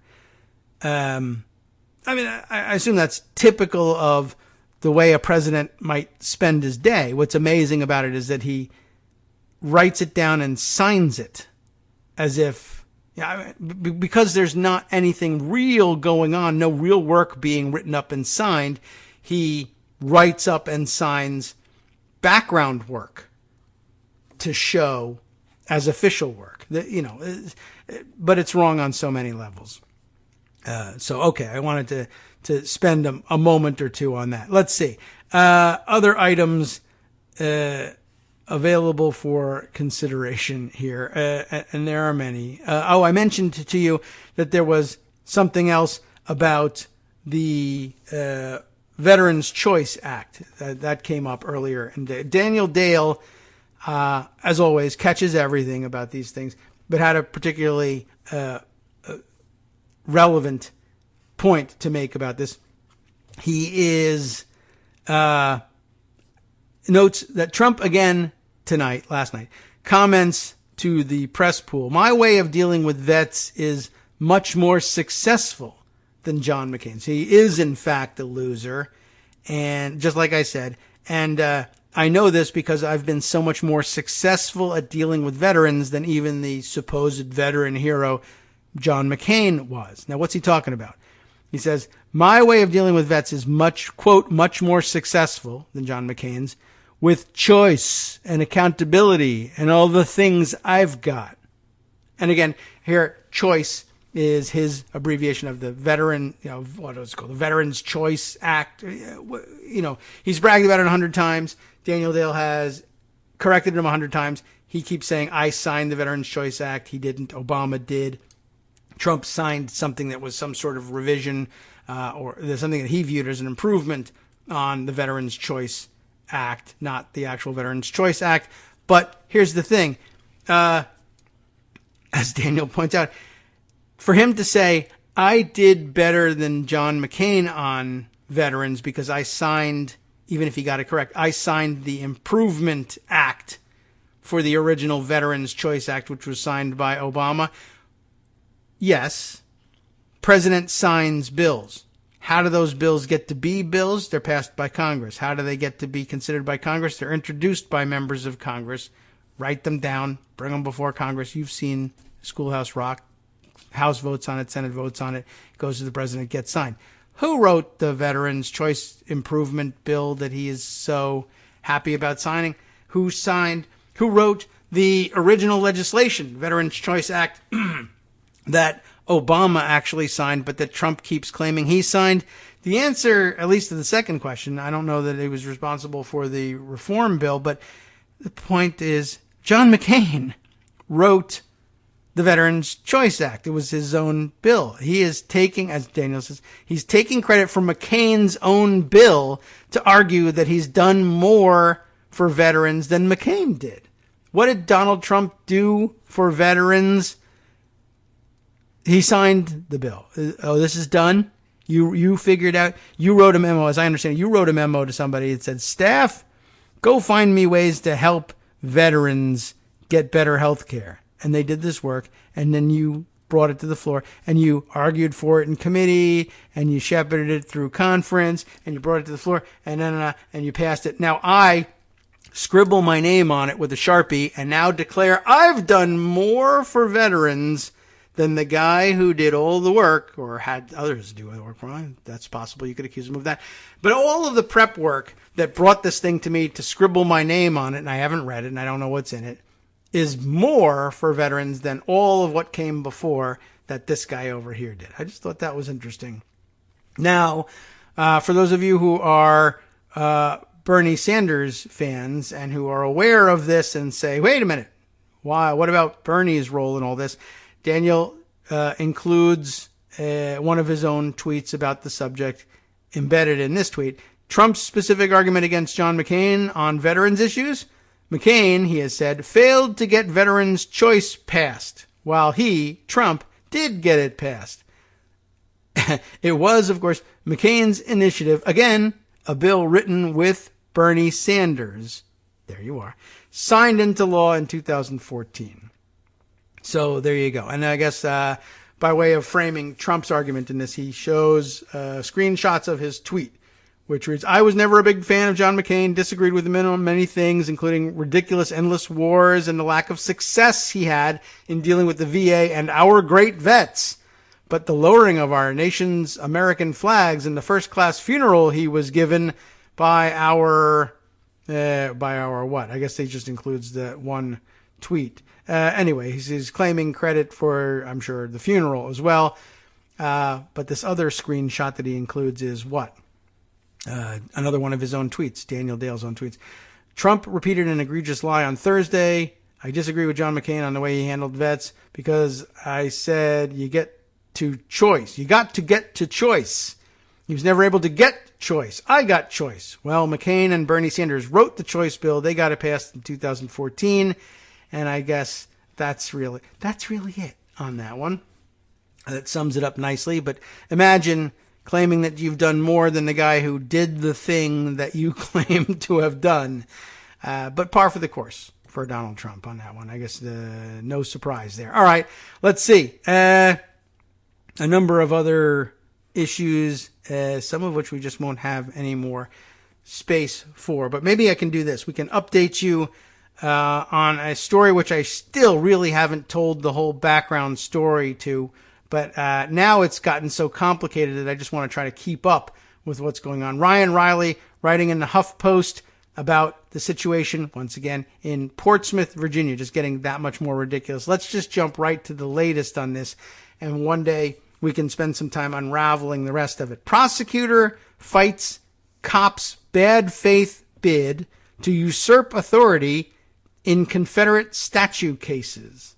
Let's take a look at this subheader here. In Virginia, Officer Kevin McGee wants elected prosecutor Stephanie Morales tossed off the questionable cases that he brought against civil rights leaders. You recall that we're talking about a locale in Virginia, down in Portsmouth area, where police can swear out complaints directly to magistrates and charge people that way. And then it gets handed off to prosecutors to prosecute the cases. Except now it turns out that the prosecutor down there says, oh, no, this is actually BS. And no, we're not going to prosecute these cases. And now he's swearing out a complaint against the prosecutor, too. Let's get right down to Ryan Riley's more organized thoughts about this.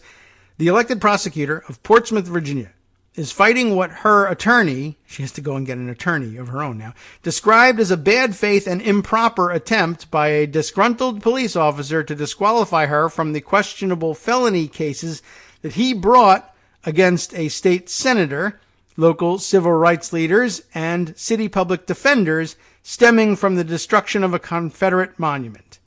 On June 10th, a few weeks after police in Minneapolis killed George Floyd, a group of protesters gathered at Portsmouth's monument to soldiers who rebelled against the U.S. and died defending slavery. Well put here by Ryan.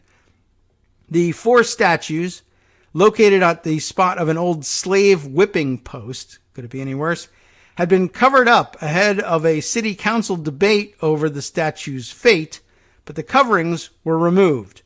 In the afternoon, protesters spray painted the statues.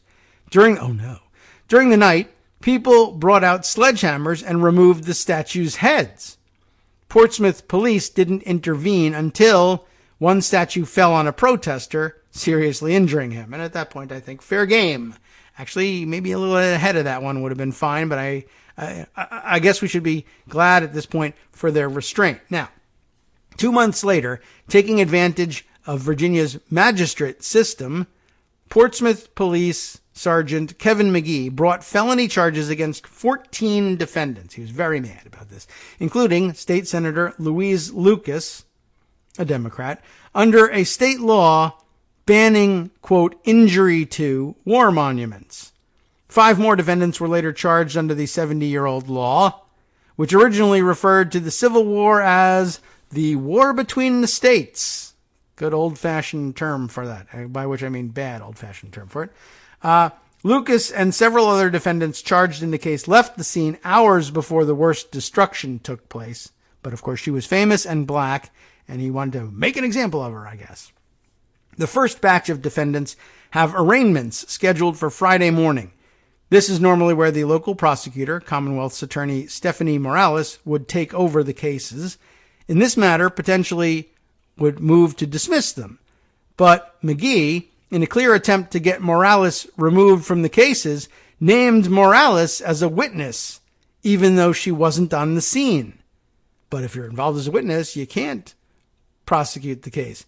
Yeah, except I wasn't the witness. He's lying about that. That's the bad faith part. McGee had come under internal investigation for a vitriolic letter. Oh, I think I skipped a little bit here. In a court filing on Thursday, Morales attorney Edward J. Ungvarsky wrote that McGee had requested subpoenas in bad faith and for an improper purpose. McGee himself had come under internal investigation for a vitriolic letter that he sent to city officials criticizing those he would later charge with felonies, as well as Morales. McGee wrote in his letter that he had, quote, a pretty good idea. I bet it wasn't that good. What Morales' reaction would have been if police officers used force to stop the protesters that night. Ungvarsky wrote in his filing that McGee's letter contained, quote, false assumptions and statements made by the sergeant about her. Commonwealth's attorney Stephanie N. Morales is simply not a witness to any of these matters. Period. Dead stop. There is no basis for the request for a subpoena to her because she is not a fact witness, Ungvarsky wrote. Sorry, I forgot the V in there. McGee has a history of internal affairs complaints and was a prominent opponent of former Portsmouth Police Chief Tonya Chapman, the first black woman to head a police department in Virginia. After her forced departure from the chief's job last year, I wonder if that's worth looking into, Chapman said that in her nearly 30-year career in law enforcement, she'd, quote, never witnessed the degree of bias and acts of systemic racism, discriminatory practices, and abuse of authority that she did in Portsmouth. She was replaced by another black woman, Angela Green, who's coalesced support from a mostly white group of Portsmouth residents. Under Virginia law, Ungvarsky wrote, the city's elected and law degree-bearing prosecutor should get to decide when she has a conflict, not some unelected cop in the city's property crimes unit who holds a grudge against her. The insinuation of the requested witness subpoena suggests that the Commonwealth's attorney may have a conflict between the role of witness and the role of prosecutor. Well, she's not a witness. She has no conflict.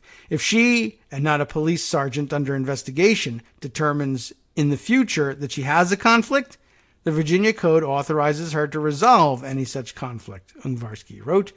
His motion asks a judge to order the court clerk to not issue any witness subpoenas to Morales. That would probably be he's probably looking for a stay there, not a writ of mandamus. He doesn't want an affirmative act. He wants to block the act, just to bring that back into the picture. Anyway, this would allow her office to do the job that voters elected her to perform. So interesting new twist in this crazy case, but definitely a very serious situation and one worth watching. That, in modern America, this sort of lunacy can happen, and the police can pervert even a wider field of the justice system than just their policing role would ordinarily permit them to do. I guess it's time to start thinking about that. Maybe the Virginia State Legislature will spend some time thinking about reforming, perhaps, the magistrate system that's in use in places like this. There have to be some tighter controls, it appears, on who can file complaints and how and for what purpose.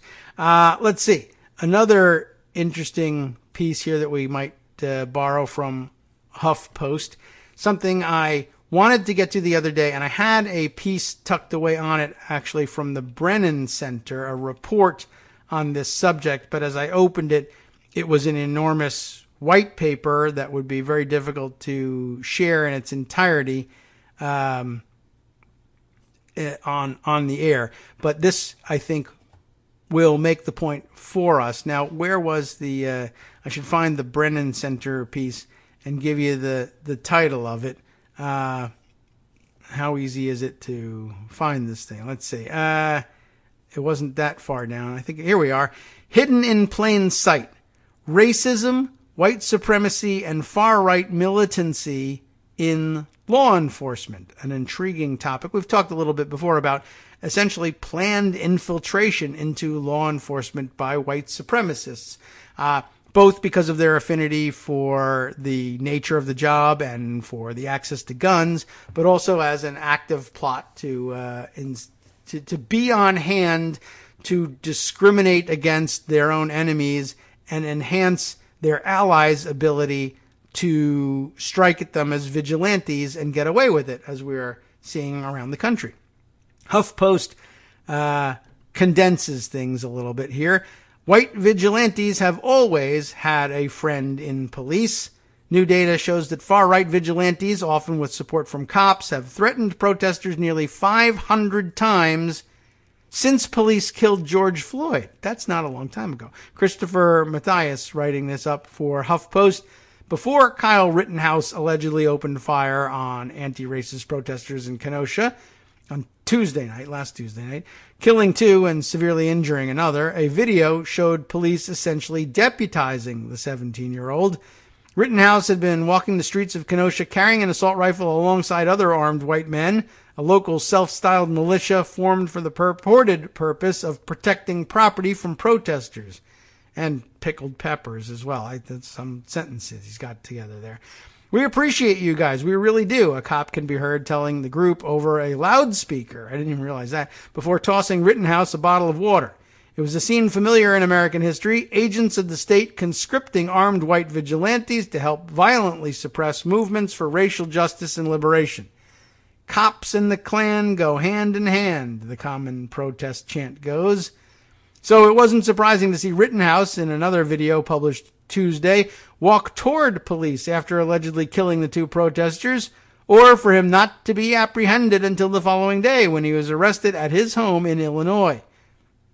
As historic uprisings against police brutality have swept the country in recent months, antagonistic right-wing vigilantes have been a constant menacing presence, often seen patrolling Black Lives Matter protests with the tacit and very often explicit support of law enforcement.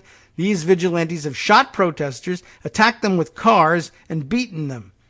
And as political tensions intensify heading into the presidential election this fall, with the president who routinely demonizes anti-racist protesters as thugs and terrorists, and with reactionary police forces desperate to beat back calls for their own abolishment, there's genuine concern that the deadly vigilante violence on display in Kenosha could be replicated elsewhere. White vigilantes and far-right actors have shown up to oppose Black Lives Matter's protests in the U.S. at least 497 times this year, according to data collected by Alexander Reed Ross, a doctoral fellow at the Center for Analysis of the Radical Right. He started gathering data on May 27th, 2 days after police in Minneapolis killed George Floyd, and continued through this week. The data set, which Ross shared with HuffPost, documents a staggering amount of violence directed at protesters by the far right, including 64 cases of simple assault, 38 instances of vigilantes driving cars into demonstrators, 38, and 9 times shots were fired at protesters. All told, 6 protesters were hit by vigilante bullets in this summer's violence. 3 died from their wounds.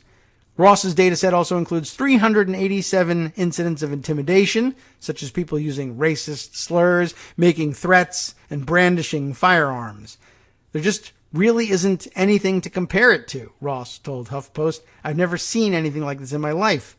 The data, which Ross gathered from social media posts, news reports, and the ACLED, I don't know how they pronounce that or say it out loud, ACLED U.S. Crisis Monitor, with help from Political Research Associates and the Institute for Research and Education on Human Rights, includes some harrowing tales of violence. And I guess, we're not going to be able to detail all of them here, but that will start you off with some weekend reading. You can catch up on the most egregious examples.